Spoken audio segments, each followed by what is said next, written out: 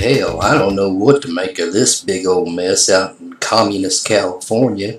They're trying to take away all the repeaters for them hams out there.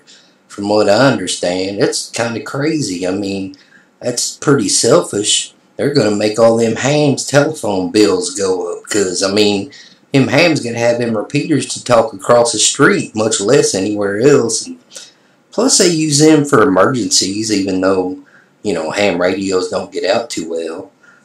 Them hams will probably be doing a mass migration out of California, I bet.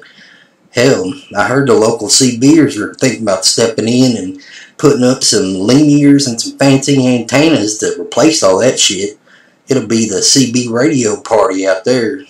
But we'll see how this unfolds. We'll be paying attention. 74, CQ, and all that shit.